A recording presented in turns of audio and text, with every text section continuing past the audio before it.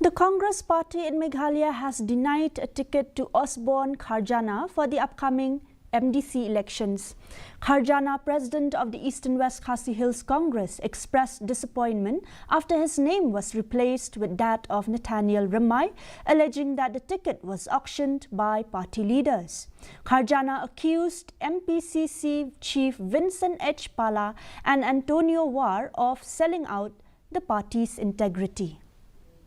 Kalai tarik, hadu ke kad tarik ru mdan ba apply tiket ang ni. Apply ta mga marwe but kata kalong ba naka block ru ngila recommend ya kerteng jonga ban yang kum u candidate nakata ka RPR nong spung so yung konstitusi. Hadin kata ka JIU ngangam tipsu nlapa ya kata ka submit ya kata ka recommendation siaga district congress committee te hadin kata ka jia kalong ba nangte na district congress committee bar ke MPC ke bapau kalong bahadu ke kat kendai tarik ngingi nang perkat bangin yo ya ka parti tiket na kongres henry ya ka kat kendai tarik kami iman ka kerteng jong iba Nathaniel Ramai kene ke pensyok wat ya ka blok hiu blok away